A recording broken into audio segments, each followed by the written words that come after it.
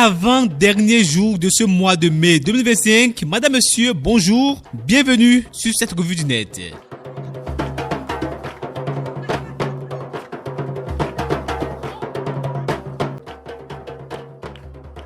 Brigitte Macron aurait-elle effectivement donné une gifle à Macron? Une séquence filmée à l'arrivée du président français au Vietnam sème le trouble. Dans la vidéo, on distingue un geste de la première dame interprété par certains comme une claque. Si dans un premier temps, l'Élysée a démenti évoquant un faux document, l'entourage d'Emmanuel Macron relativise et souligne désormais un moment de complicité entre le président et son épouse, une banale chamaillerie de couple. En France, certains pointent du doigt une erreur de communication de l'Élysée. En tout cas, chacun a interprété de sa manière cette séquence vidéo. Daniel Eda annonce sa candidature pour 2026 à travers une déclaration solennelle empreinte de conviction et de profondeur patriotique. Il place sa candidature sous le signe du service et du rassemblement. Élection générale de 2026, enfin un candidat pour les présidentielles. Daniel Eda se déclare officiellement candidat, a écrit photo à l'appui, Canal 3 sur sa page Facebook.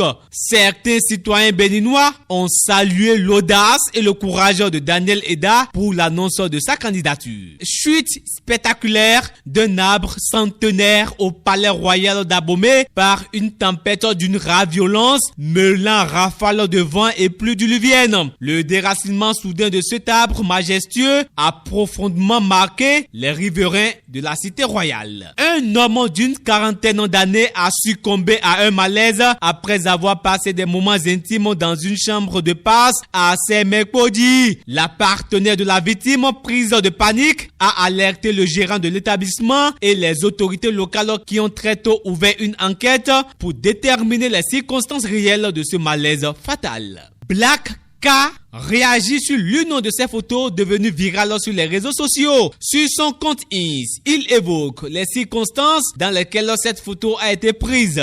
Cette photo, c'était à la Science Studio de Tazboy. C'est après cette photo que j'ai découvert la réalité, a posté l'artiste. Dans une séquence vidéo publiée sur sa page Facebook, Tina Glamour, mère de Didier Arafat, a exprimé son mécontentement du fait que la famille ne soit pas informée de la décoration à titre posthume de son fils. Je suis la mère de Didier Arafat. Je devrais être là. Sa famille devrait être là. Rendez à César ce qui appartient à César, a-t-elle souligné d'un air déçu. Suite à cet incident, les réactions des internautes n'ont pas tardé. Nombreux ont soutenu Tina, qui demeure à jamais la mère de l'artiste Didier Arafat. Elon Musk au sein du gouvernement Trump, c'est déjà fini. Le patron de Tesla, dirigé depuis 4 mois, le fameux Dodge, était chargé de réduire drastiquement les dépenses inutiles des États-Unis. Le milliardaire avait été nommé pour une mission de 130 jours. Les tensions entre les deux hommes étaient de plus en plus visibles sur le terrain. Elon Musk n'a pas tardé à exprimer sa désolation de la gestion du projet de loi des impôts voulu par le locataire de la Maison Blanche.